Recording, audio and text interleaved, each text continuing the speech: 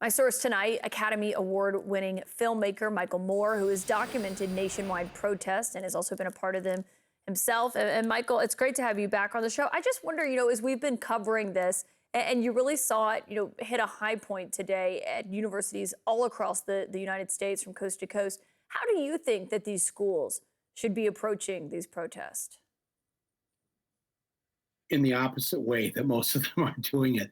I mean, what's great about the democracy and free speech, freedom of assembly,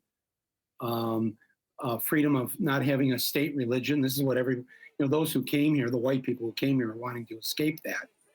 And so the lesson teaching the children of today, in this case Gen Z, that we will tase you, we will beat you, we will club you. If you, none of them are committing any acts of violence.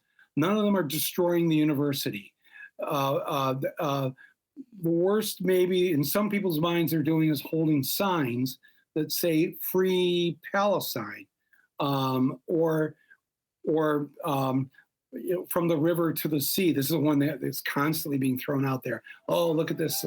This sign is frightening all the students from the river to the sea. And it's like, well, why don't you talk to them? Because actually, first of all, large numbers of these students are Jewish students who are with the Palestinian students, who together are forming these encampments. I don't know if that's been covered very much. I saw this one instance where the Palestinian students inviting the Jewish students into the encampment, and then the next day, they had a little nighttime entertainment in the encampment, and the Palestinian students decided to do a Jewish folk dance for their fellow protesters who are Jewish students. Yeah, but Yeah. Michael, can I ask you on that? Because there are some people definitely sitting at home right now watching this who say, okay, but I've also heard Jewish students on air here at CNN and in other interviews saying, well, I'm hearing anti-Semitic rhetoric at this, and it's not all just,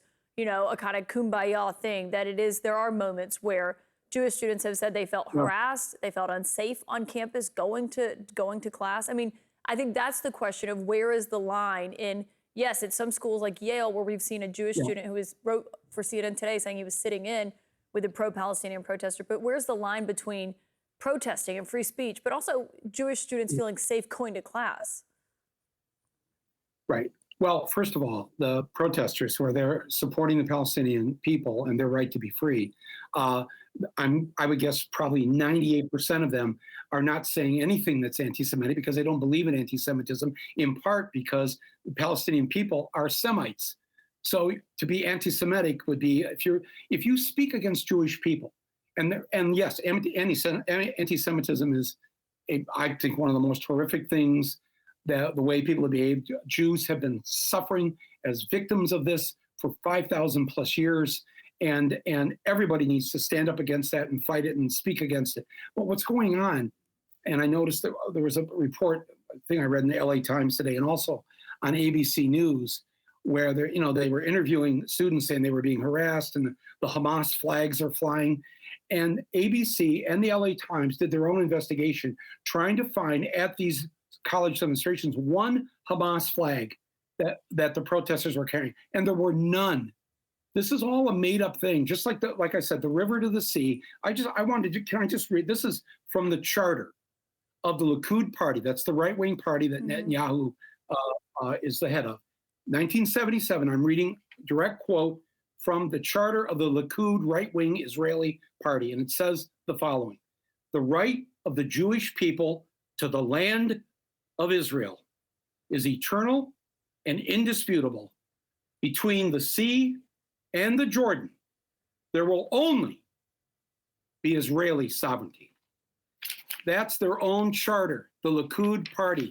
That's where this river to the sea, because the real victims in these last decades have been the Palestinian people not being able to have their freedom, not being able to live in a democracy, not having their rights. Yeah. And why so many Jewish students are joining with Palestinian students, because they know it's wrong too. That's why the majority, I think, of Israelis certainly want Netanyahu out of there. Your own polls have shown that. Well, I want to ask And you. I think that, I'm glad you brought up polls. And one, I should say that it is happening on some campuses. We saw the one student who was barred from campus after he said in a video in January that all Zionists should be killed, or that Zionists should be killed. That was something that was spread around.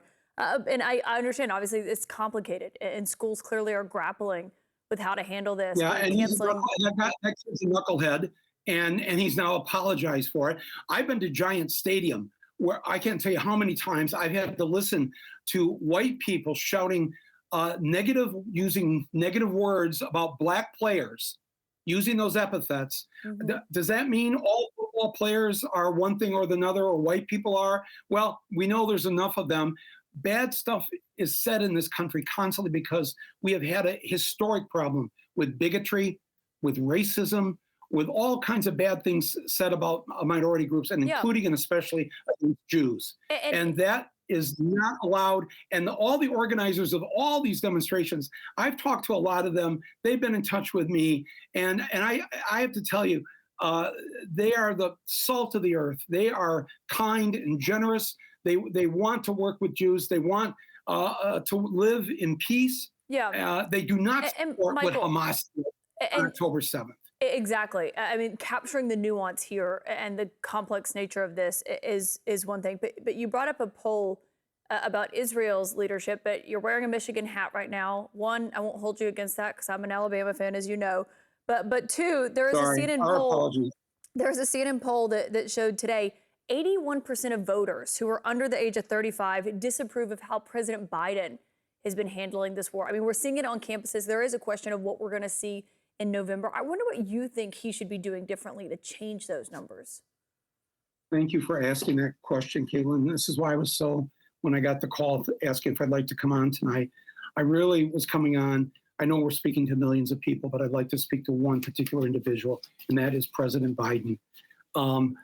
I wanted to say this on your show tonight, that his chance of not being reelected, I think at this point is so great because of those numbers, because he's losing the youth vote.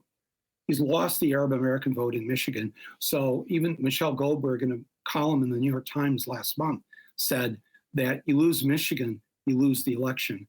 I am fighting to make sure that doesn't happen. I am trying to save Joe Biden, because as soon as he does the right thing, and if you're listening, watching Mr. Biden, fellow Catholic, although some will say recovering in my case, but still, we are Catholics, and the Pope is right on this. We need an immediate ceasefire.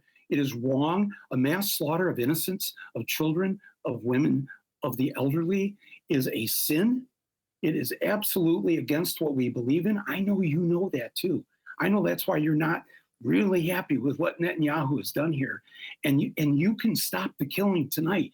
You pull the plug, you close the bank, you shut it down.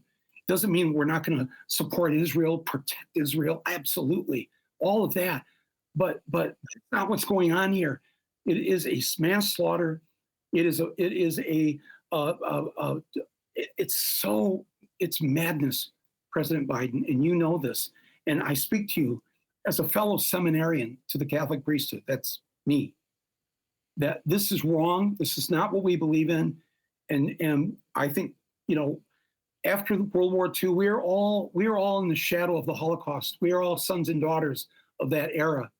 And what did we want to do? We wanted to make sure that no Jew would ever have to suffer again or be killed again. And so everybody got behind the idea that they should have this home. But the land wasn't taken from the Nazis, the Germans. We didn't give them Bavaria. We took land from people who, not a single Palestinian built an oven at Auschwitz. Not a single Palestinian historically ran the Spanish Inquisition. Not a single Palestinian turned away boatloads of German Jewish refugees that tried to dock in Boston, New York, Miami, prohibited, trying to escape before they were all exterminated. And we turned them away, we, the United States.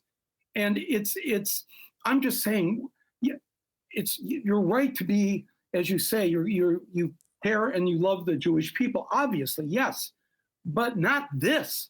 This is mass extermination. When you carpet bomb a civilian population, and by those who are watching this, That's your tax dollars and my tax dollars. That means we funding this. We Michael are Moore. responsible. We have to do this. And we have to, and so but I'm sorry, Caitlin. I just want to make this because Democrats are going, oh, don't be Yeah. saying this. We got to win the election.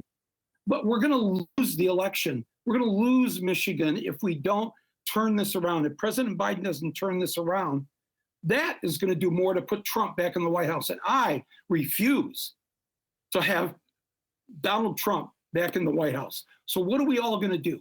How are we going to fix this?